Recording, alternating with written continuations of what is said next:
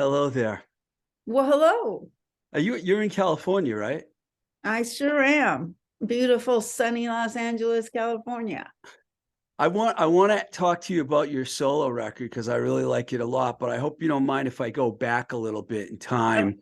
of course. I There I wouldn't know be a you solo record unless there was all that other stuff. So, I know you were born in New Haven, Connecticut, and then you lived in the Caribbean, and I think you spent a little time in Northern California, and all this happened before you were 13 when you got to LA. That already sounds like a pretty interesting life right there. I do have a pretty wacky story. It's true. Yes, my father moved us to the Caribbean because he wanted to kind of get out of the rat race. So he wanted to be a scuba diver, and so he moved us to an island called Curacao off the coast of Venezuela when I was 8, and we lived there for 3 years. Wow. Did you go to school? You must have went to I school went there. to school. It's a Dutch run island, so I went to school in Dutch. So my brother did as well. Obviously, they held me back because it was I was about to go into third grade. They held me back, and I went into second grade. But I was able to, after 6 months, catch up to my proper grade, so I didn't fall behind. Wow. But when you got to California and you were 13, um, I don't know, was that like late 70s? No, no, no. I was 11 when we moved to Northern California, which would be 72, and 75 would be 74 would be 13. I was born in 61. I am going to be 62 this year. You you look fantastic. Thank you so much. Your hair doesn't look blue though. I was expecting a bluer hair. The fun thing about going gray or kind of white in this case is I can go blue, I can go purple, I can go sort of whatever I feel, or I can go with, I can go with white. I actually believe that, going gray, it looks a little weird on older folks to have dark hair because their faces actually, it kind of fits, the That's a good lighter point. the hair seems to lighten and it actually seems to look right on your face. So I'm not sad about the color. I get to have a lot of fun with it. You shouldn't be. Um, so were you already like into music at this point of your life? Did you start playing anything at that point? Yes, although neither of my parents were musicians, when I was 6 and my brother was 9, we both started on piano before we even moved to the Caribbean. And from 6 to 11, I played classical piano, had classical piano lessons, and so did he. And I quit out of frustration because I couldn't keep up with my older brother. It was like I Paul. was in a competition with Paul. And then for 2 years I didn't play, and then when we had moved to LA, he continued on in music, and he was in bands and he was composing. He was very active, and he had this progressive rock band with this wild 40-minute piece that he was working on, and they lost their bass player. And I suddenly thought, yeah, I could play with him instead of compete with him. So I borrowed a bass guitar from one of the guys related to the band, and I started practicing really, really hard so that I could, be in his prog rock band. But of course, by the time I was any good at all, he had switched and gotten into punk rock, so I followed into that. But yeah, we played, he especially has been, a staunch musician who, Oh yeah. who would have struggled, who's really struggled with doing anything but doing music. When you arrived in LA being a young teenager, that must have been a real culture shock for you getting to LA. It was. I mean, I was terrified. I had been living, in the suburbs of Northern California, and as far as I knew, all that was going on in LA was gangs, and I was moving there. So, of course, my impression of what Los Angeles would be like was very scary. And Sure. I believe I heard that you went to three different high schools. Is that correct?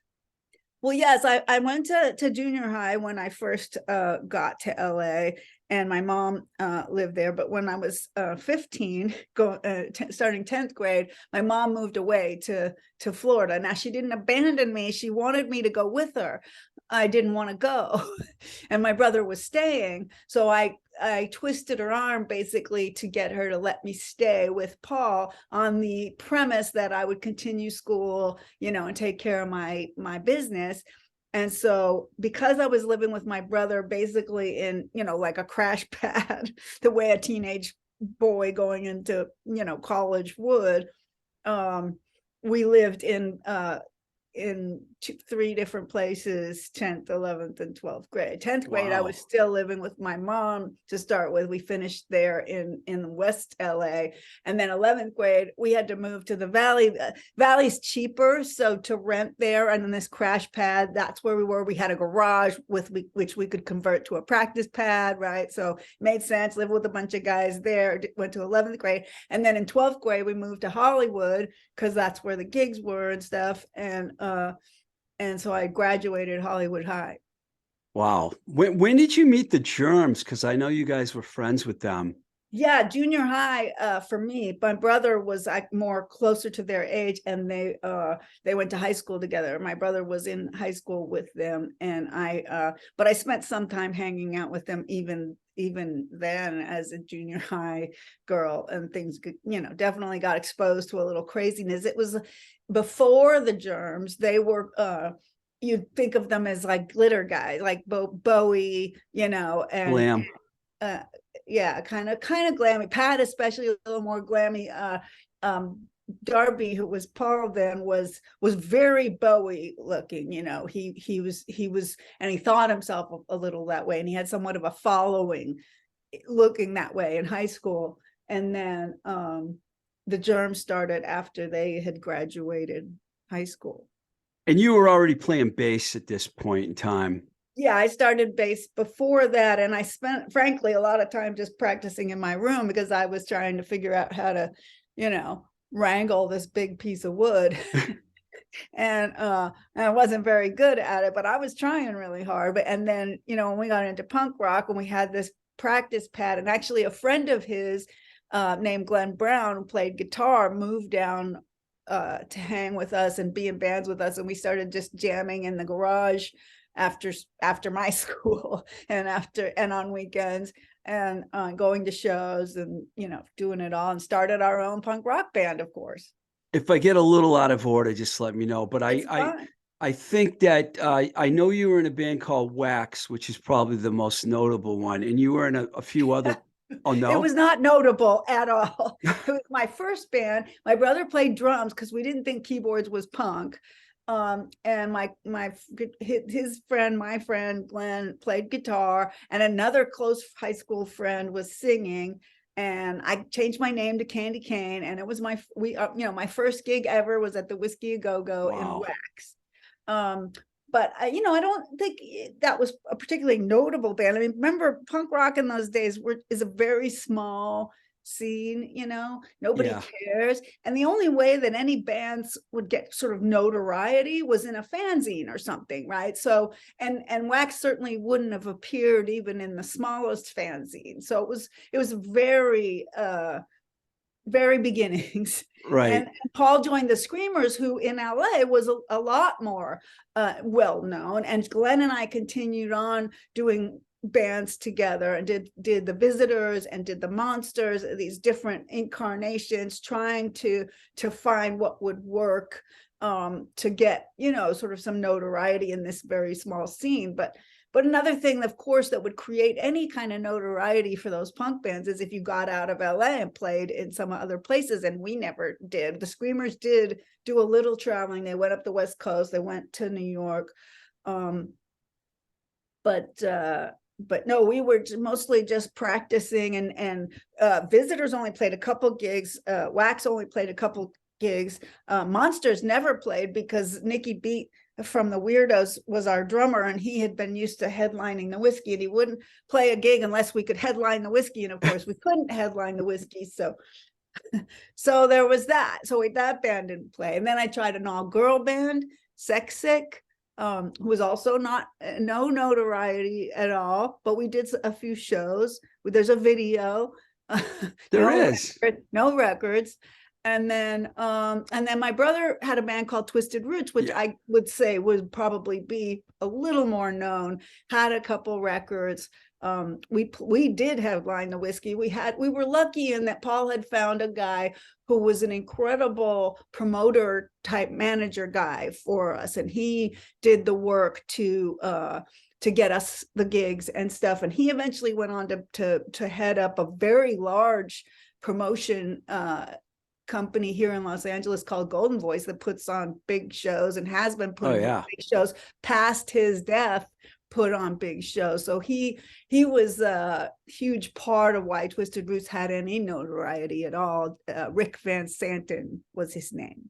And you were in Twisted Roots with Paul, and Pat Smear was also in that band. What do you recall about what was happening with Yeah, that was the first incarnation of Twisted Roots. Paul kicked me out 3 different times, so there were a few incarnations. But the first one was a girl named Maggie singing and Pat playing guitar, and that was after Darby had died, and but it was, Twisted Roots was Paul's band, and I always say, bands aren't democracies. The songwriter is calling the shots. Occasionally you'll have this sort of songwriter combo like the Beatles, but most of the time, if you step back and say, well, who's running the show here? It'll be the guy writing all the songs. Paul's writing all the songs in Twisted Roots. Paul's making decisions. Pat is just doing it to play and to join in, but he's not necessarily a driving force in it, and doesn't necessarily have any stake in it, if you will. Like, might just decide to get drunk the night of the gig after we've been practicing, or whatever. Like, there isn't that sort of ownership per se, because he's there to have fun, but Twisted Roots did record and play some shows, and I did get thrown out, and then we had another incarnation, and on it went. And you got thrown out 3 times. That's good. Well, it kind of makes sense. Paul would always say, it's because I was super like diligent, right? I would come to practice and everything, but he would just say, well, it would come down to like, well, the drummer doesn't want to play with you anymore, and he's a better drummer than you are a bass player, So I got to LA around 1980. The late 83. I worked at Enigma Records, so I kind of knew about Twisted Roots, and I think Paul was also in 45 Grave too, wasn't he? He did play with them a bit, yeah. Yeah. Who was it that saw you playing with Des Cadena in DC3 that recruited you into Black Flag? Was it Greg? Was it Henry? Who was it? Well, again, so you have to kind of like, the scene is super small. Again, we all know each other. This isn't like just they found me. Like, we all know each other. They've seen me play with Twisted Roots. I've seen every incarnation of Black Flag play. So we've seen each other. We've been in the same scene. There isn't any mysteries here. Also, for a very short time, I dated Henry even before I was in DC3. Also, DC3 is practicing in the same place as Black Flag. Oh, I didn't know that. So I'm right there, right? So, so one day I get a call from Henry, and he says, "Chuck is out. Maybe you should like jam with Bill and Greg. Stay after practice from DC3 and jam with them. But there's not going to be anything between us." So I'm like, yeah, I got it. And I hang out after practice and to jam with them. And then they didn't seem to know anything about this. So to my mind, Henry a little bit orchestrated this. But I think, Henry knew some things about me they didn't know. Like, for example, that I had a work ethic. I was going to UCLA. I practiced my bass a lot. Like, I was not a, party girl, and so he knew that my personality fit into their way of thinking potentially more than some other bass players in the scene, So it makes a certain amount of sense, but they didn't seem to know that I was supposed to jam, but there they were, Greg and Bill, and I had an amp, I was like, do you want to jam? And they said yes, and we jammed. And then afterwards they asked me to join. It was all very, sort of fell into place. I knew about you and Henry. I felt bad about leaving Des. I knew about you and Henry because I saw I've watched American Hardcore so many times that, it's painful Sure. to think how many times I watched it, because I knew all the Boston guys because I'm from Boston. So it was really interesting to see how they all were put into the film so much. Um, you played on like some of the most influential records to come out in the 80s. When you look back at that time with Greg, Henry, and Bill Stevenson, by the way, who I think is probably the best hardcore punk rock drummer ever, in my opinion. And Yes. what I mean, you must realize the accomplishments. I mean, you played on Family Man, if I'm wrong, correct me. Family Man, Slip It In, Live 84, Loose Nut, In My Head, and Who's Got the 10.5. Did I forget anything? Process of Weeding Out is another instrumental record, and then there were some compilations that we played on. But yeah, that look, it was somewhat, it's a point in time, right? Black Flag had an injunction against their name to put out records for a while when I joined the band, because Unicorn Records had sued them and put an injunction against the name. And that was because they made their first record damaged for Unicorn Record, and then Unicorn Record wasn't paying them, so they refused to make the second record. So there had been a legal battle going on. So at the time when I joined, this was just resolving. So there was this huge backlog of catalog that Greg had wanted. My War was in the can, ready to come out, so there was a factor there, that there was there had been this sort of held back situation, and it was now exploding out. But they were, they were a touring band. They were going on tour. Chuck was heavily involved, right? He's managing, he's scheduling tours. So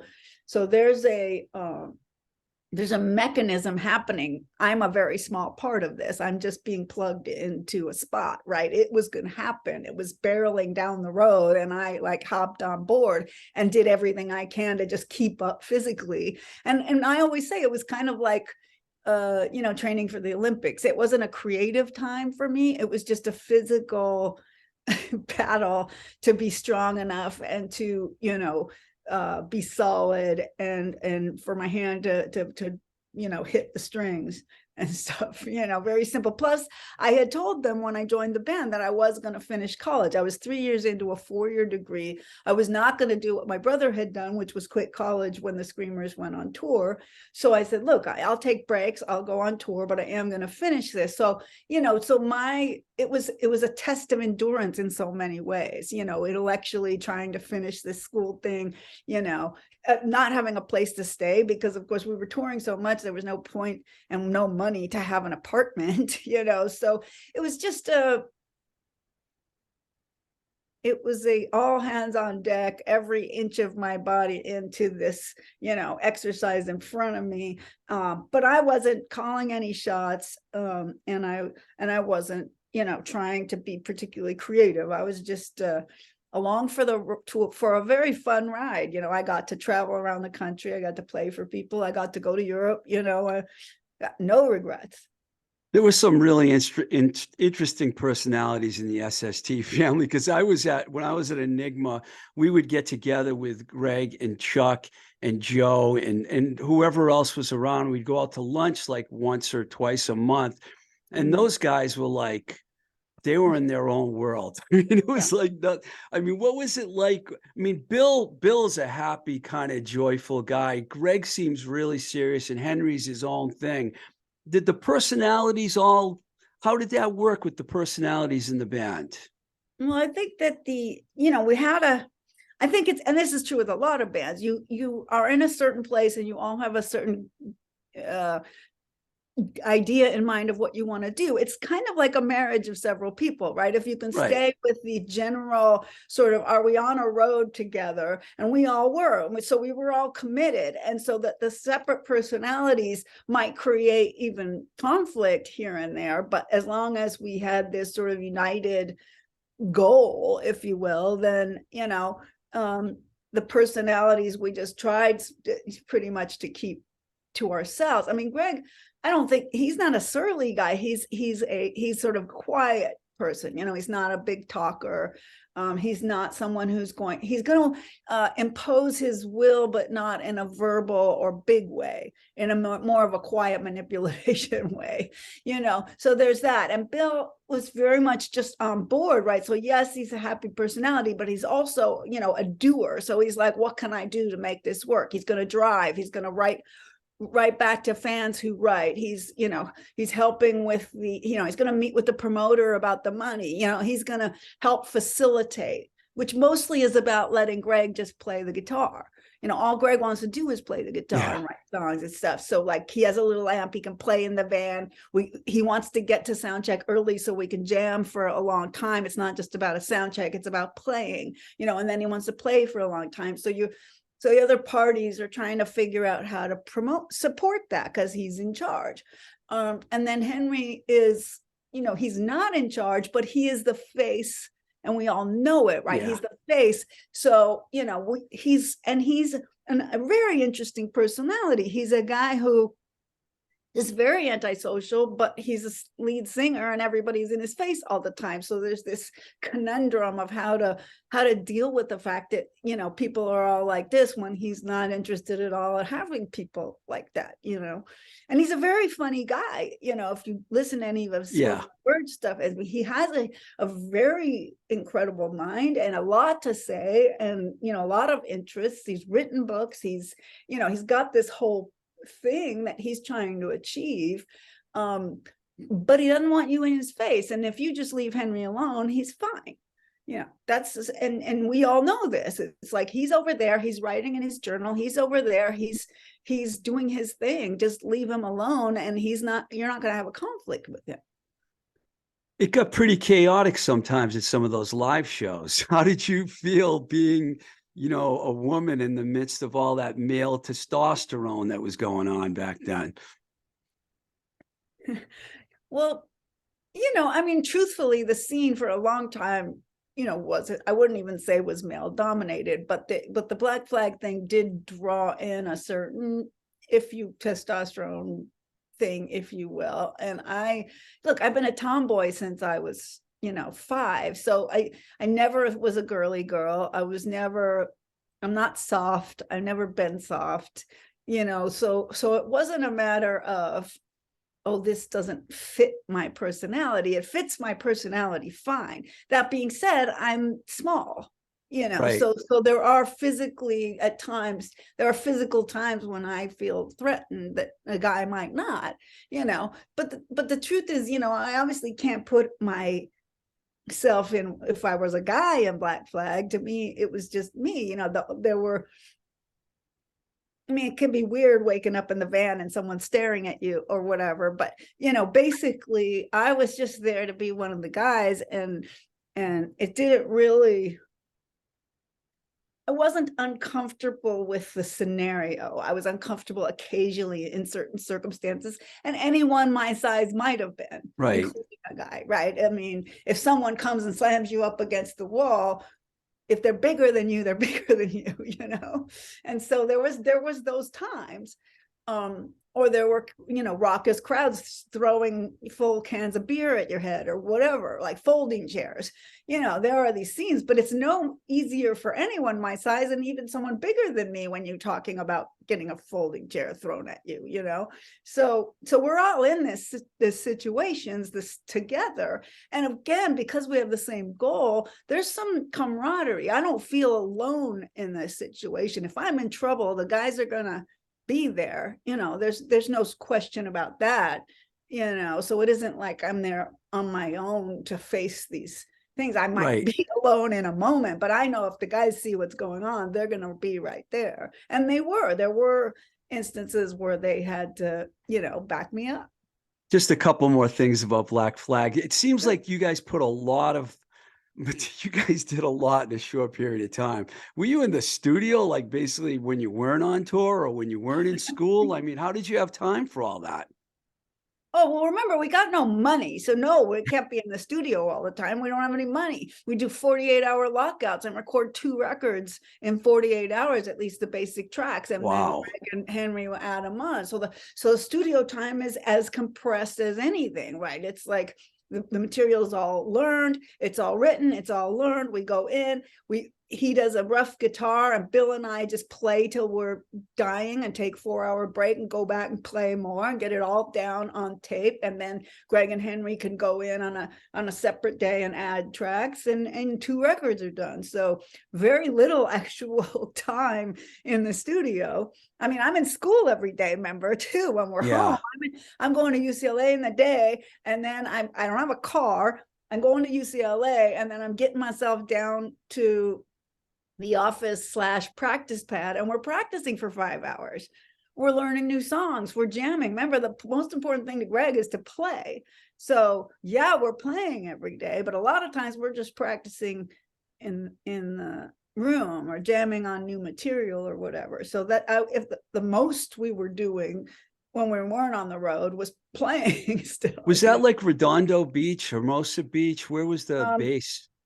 A couple of different places, because we had to move a few times, but Redondo Beach for the majority of it, on Artesia Boulevard. We had this sort of 2-level thing where the office was upstairs, and then downstairs was the practice pad, a little parking lot there, and the van could be parked there. And well, I'm just trying to think about, I've lived in LA, so getting from Brentwood to the South Bay as much as you had to couldn't have been easy. The buses, it's buses, and they take a while, and that's not always true. Sometimes Bill would meet me like by LAX. I'd take a bus down by LAX, and he'd pick me up to take me there. He might meet me or something. So, I mean, they would do what they could to facilitate, because I'm trying to get to practice. But, yeah, but again, it's, I've always been somebody sort of put my mind to it and make it happen, so, Yeah. And that's why my personality fit with what we were doing, because there was no nonsense. There was no, disappearing for a couple of days. There was nothing like that going on. There was a full-on focused effort to accomplish the goal. Is there like one record or situation that you're more proud of than another as far as the history of the band goes when you were in the band? I don't know about proud of. I really loved, I think most of what the songs that I'm thinking of are on in my head. I loved it when we had an instrumental jam that Greg wrote that we had worked on, and that Henry then sat in the corner and wrote lyrics to. And because when Henry's singing his own words, and he's stating his own dream. I mean, that and Chuck's songs, it always feels like Henry's a little more in his element when he's singing those things, right? When he's singing Greg's party songs, it's not quite the same to me.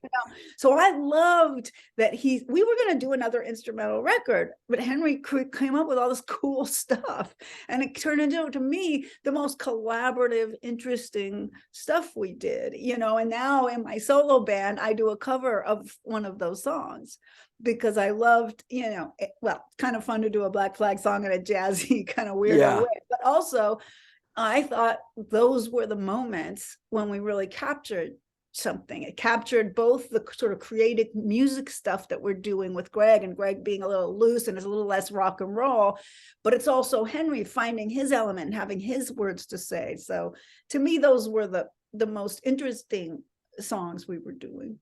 I think it ended up being Live 84, but there's that video in Berkeley on YouTube, and I watched it again the other day, and the way you guys start the set, it's incredible.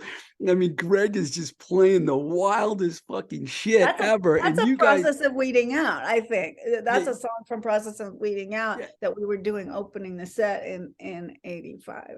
And you and Bill were like so locked in, with each other, and Greg that was my like, job, to play the riff over and over again, so that not only Greg but Bill could do whatever they wanted, and they could always find their way back. Again, not a creative time for me, but there is a challenge of playing the same thing over and over again and not getting lost when rhythmically the other two are like pulling you in every direction. And I love that challenge. It's kind of like what I do now for work, and we'll maybe talk about that. But we will. And you know what? I mean, it's like a puzzle, and so even if I'm not, necessarily creatively coming up with the music, I'm fundamental to you held it together, right? And that is, And I'm proud of that. I'm proud of the fact that I could do that, and it facilitated what we were trying to do. I'm team player, if you will. That's kind of my gig anyway. I like that. I'm a bass player. I know you became close to another bass player, Mike Watt, which we're going to talk about, but were you close to Chuck Dukowski? I wouldn't say I was close with him, but we were okay. He let me know very early that he was not pissed off, or and he knew. I mean, I had nothing to do with the decisions that were made. It wasn't like I came in and took his band away, Right. It just wasn't that. And so, and he knew that. So we were always good. We were always fine. I've always been they were my favorite band, when I joined them. I love Chuck. I think his songwriting and his playing is amazing. I would have been content with him being the bass player in Black Flag forever. There was never a feeling in my mind that there was a problem there. So it was kind of easy for us. We didn't have people might imagine some sort of confrontational thing, but there was absolutely nothing like that. Before I ask you about Minute Flag, now you graduated from UCLA. Did you go to Yale for a year, or did you do something in Yale? I worked at Yale. My father had started the computer department at Yale University when I was a kid.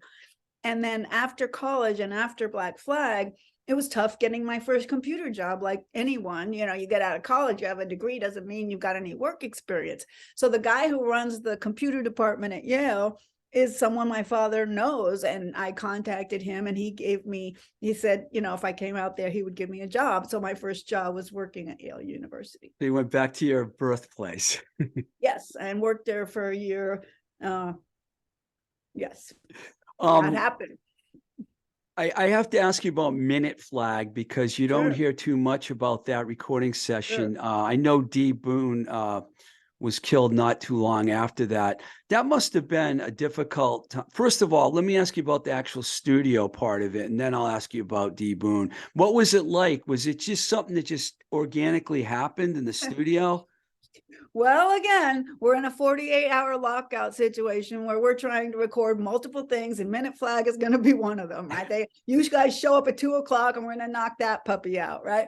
So there had been interaction ahead of time, right? There are songs on there that had some collaboration ahead of time between D. Boone and Greg. Fetch the Water, there's a little bit of preparation time, but it's basically, we never all practiced together.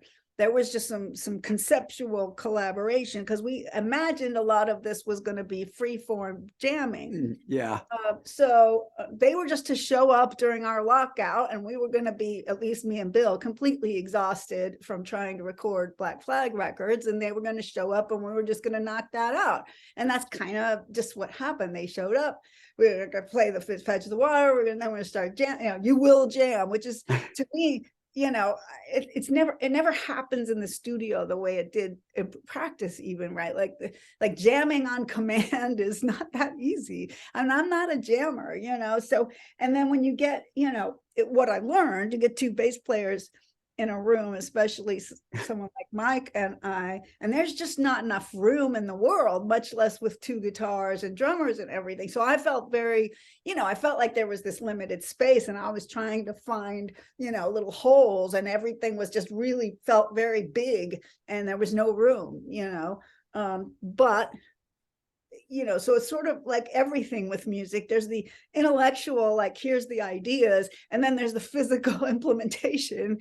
And that part was tricky for me. But I just, again, I'm a team player. I'm positive energy with it, and just like, okay, find a way through it, keep it simple. And that's often the way to solve that problem. Leave spaces, find little holes, and don't get in the way.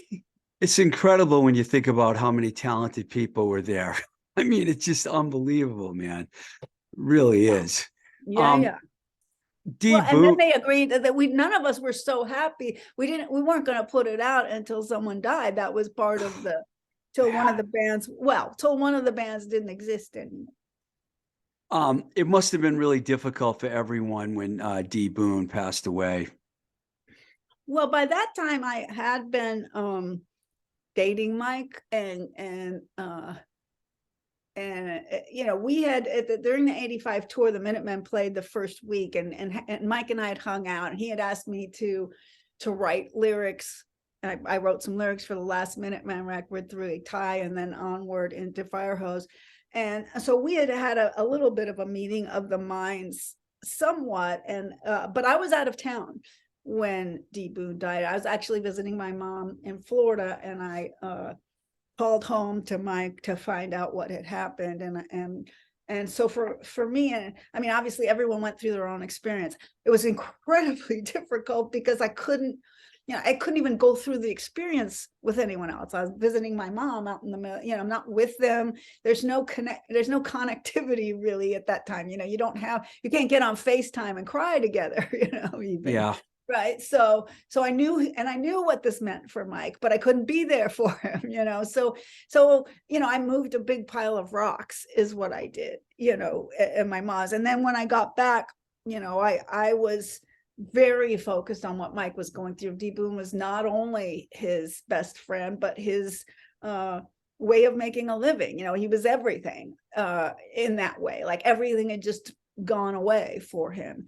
And I was worried he'd never play bass again, which is why I started trying to push us just noodling around together on bass. Like, let's just play a couple things. I had actually been recording these bedtime stories for my nephews. I had one of my nephews really struggled with sleeping. Like I'd babysit and he'd be lying there awake late at night. And I thought, well, I just want to have something that I could, you know, a tape I could put on so he could at least like listen to a story.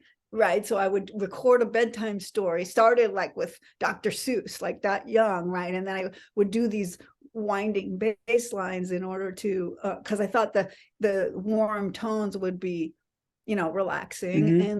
And so I had some material, I guess that is what I'm saying. And I shared that with Mike and just tried to get him to pick up his bass, because we were just sitting in his apartment and he didn't want to go anywhere and he was hurting. And it was like, well, okay, just pick up your bass and I'll pick up mine and we'll just make some sound, you know. And that was really the only goal at the beginning. Do you think that it was awful. Do you think that kind of set the tone for Dose, you know, that you guys were like jamming like that? Absolutely. It was the beginning of Dose. I guess I'm just saying that wasn't the intention with it. The intention was that I was afraid he was going to quit. And, you know, and I didn't have a band. So when he, I think, proposed this idea of having a band, and there were a couple of things that were clear at that time. We had that Minute Flag experience. We knew if the two of us were going to be the band, there was no room for anybody else. That was the first thing. But also, you know, for me, I didn't have a band. It's not like a bunch of people knocked on my door after I got kicked out of Black Flag asking me to join their bands. You know, no, it was nothing. I was going to go to work. I was working. So it was an opportunity to have a band and have music in my life and be creative and write songs and all that. So Mike, you know, kind of created that for me. And the fact that we were together romantically, I think he knew that would be something meaningful in my life. I was actually surprised when Ed showed up at his door and he did Fire Hose. I was afraid he would never do something like that. And I knew that Dose wasn't going to be Mike's next, you know, real band, if you will. It wasn't going to be a money-making endeavor. Let's put it that way. It's way too weird to be how he was going to make his living. He was either going to get a job or he was going to have some new band. And so, but I was surprised.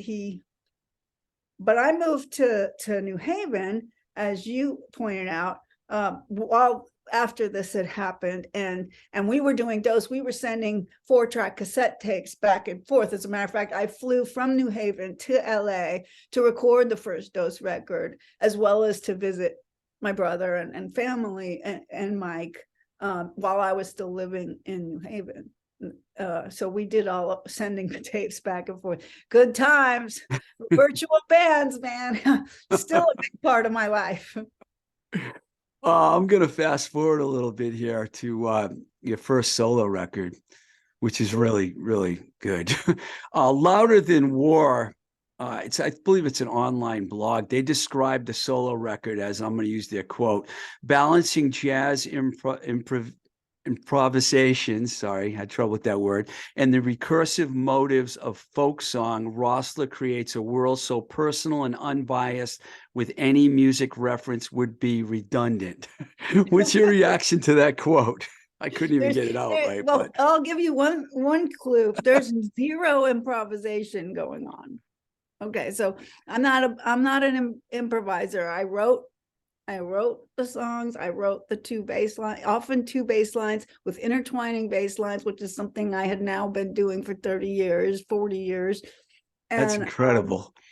and what I've been doing, and this has been going on for a long time now, even through Dose and everything, is I've been collaborating like with a virtual band, basically with a guitar player who goes all the way back to the Visitors and Monsters, Glenn Brown. He's the same guy I played in bands with when I was a teenager, sending him rudimentary songs and him adding guitar stuff, and a drummer who lives here in town who I don't, at that time, never played in the same room with him. I would send stuff to him and he would add drums, and my brother who would add stuff. Now I would get together with Paul for the final sort of touches. What does this song need? And the mixing process. But this was something that we had been doing for many, many years. There's a pile of material, right? And my brother's been pushing me, put something out, put a bow around something. But then Kid and Robot, the studio, created this label, and they asked me to put something out. And I guess I was at a weak moment because I never really cared about putting any of this stuff out. To me, the joy is in the creation of the music, not as much hearing what people think about it, because just like with Dose, I knew this wasn't going to be a big, record that would sell a bunch of copies. I told them very explicitly, this is not going to sell a lot of records. I think people may have thought again and have thought in the past, well, Mike and Kira, right? I mean, like, we're really well known, we're going to sell records. It's just too weird for that, and I knew that going in. So you have to go in with this is my labor of love.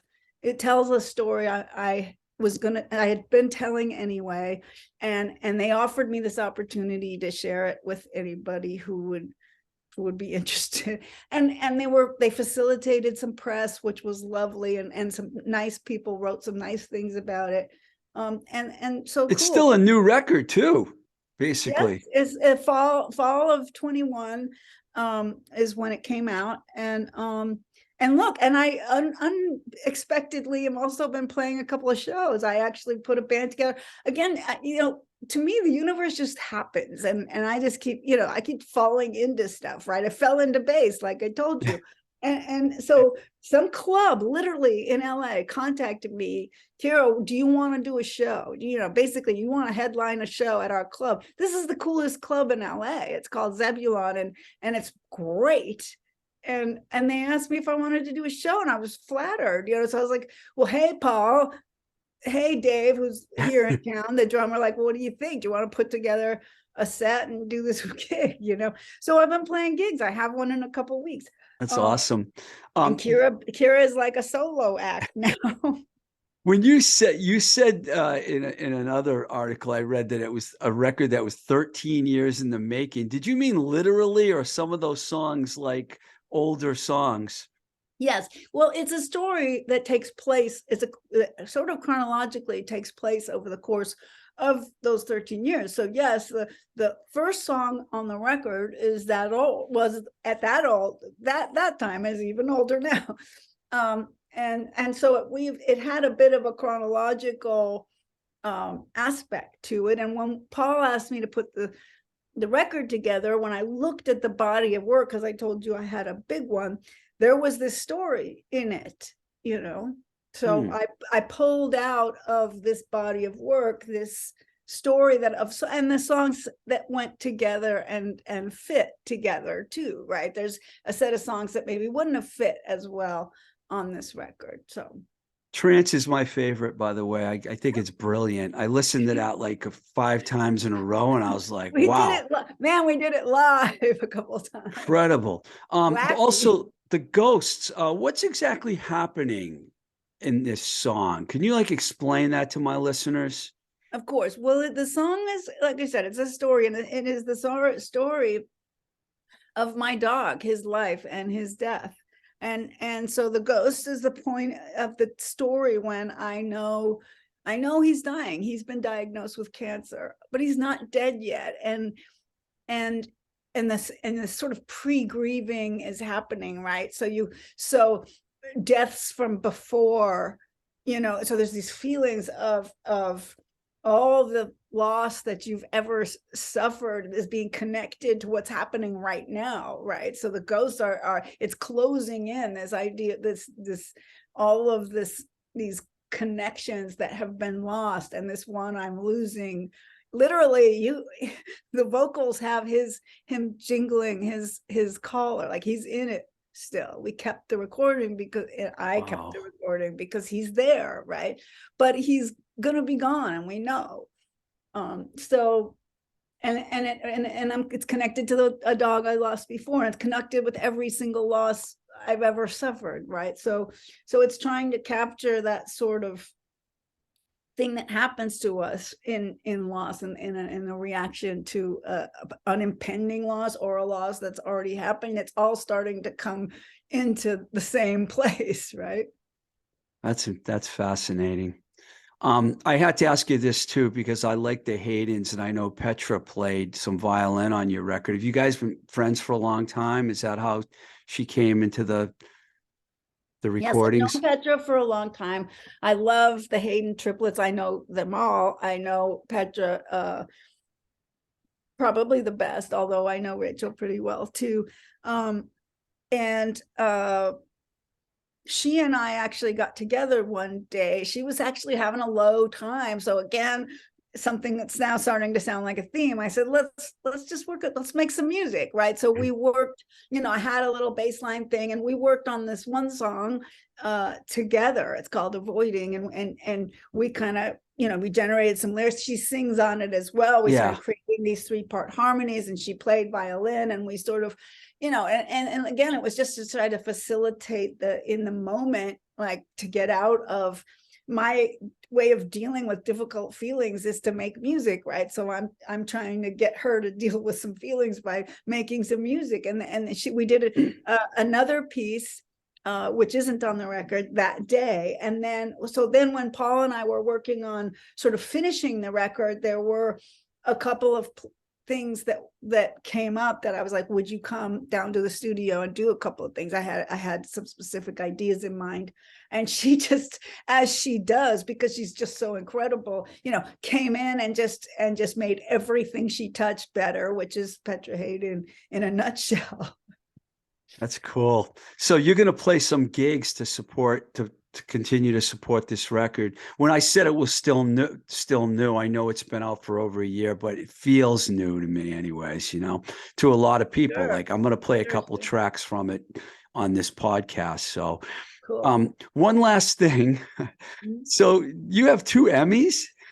I do have 2 Emmys. Yes. That's incredible. How did you get involved with, is it TV and film that you've been doing? Yeah, I'm a sound editor, and particularly a dialogue and ADR person. So all the talking that goes on, and actually, I usually I'm more frequently am working on a film than I am in television. But HBO is a tendency to sort of take a sort of film attitude in how they make their TV. Right. So both those Emmys are from HBO.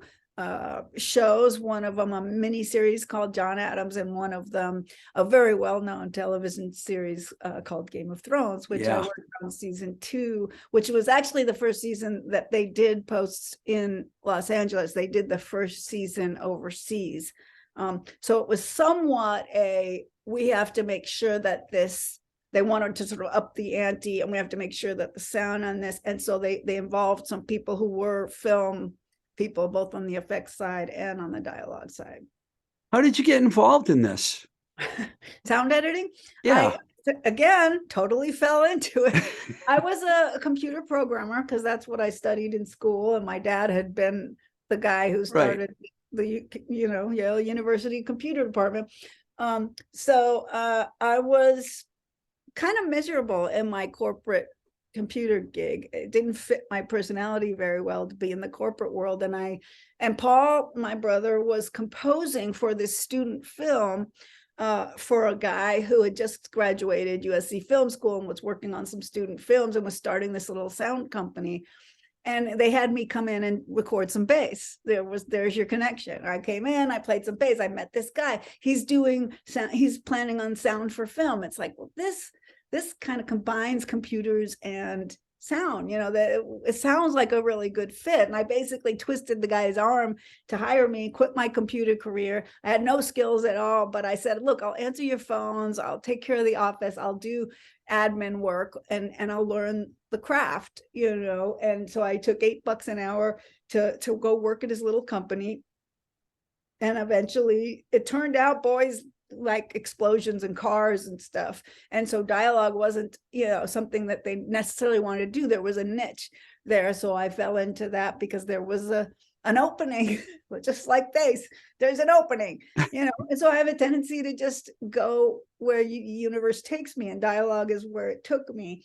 And it actually suits me very well. It's like, how many problems can I solve before the mix? You're handed this set of recordings they did on the set that are all chopped together into scenes, and you have to try to make it sound good or record ADR to replace it or whatever. So it suits me. And I do this today. I'm right between gigs right now, about to start another gig for the rest of the year. And the Emmys are, in TV, if there's an award given, the whole team gets them. Right. In the Oscars, which I was also on a team that won for Mad Max Fury Road, they only give the supervisors Oscars. All the rest of us were just thanked, So, but I feel proud of that too. I've been on an Oscar-winning team for sound. I've been nominated with Joker for an Oscar on that team. And you worked on the Joker? I did. Wow, that's amazing. I did. And I may just be working on the next one, but we won't say that, will we? Hey, you know what? I thank you so much for taking the time to talk to us. I've been a big fan of yours forever. And I got to ask you one last thing. Who's your favorite bass player of all time? This is a tough one for me because I always say, I've been influenced so heavily by the people I play with and not by the people I listen to. It's almost like two separate gears. When I listen, I don't necessarily listen for bass players. I'll say something like, well, the guy who does the exact right thing for the band, Paul McCartney, ZZ Top, tell me the bass player could be doing something different, so the person who blends perfectly, right? But, if I have to have a favorite bass player, the person who's obviously the most influence in my bass playing life is Mike, who just happens to be one of the greatest bass players in the world. So, well, that we can all debate that sometime.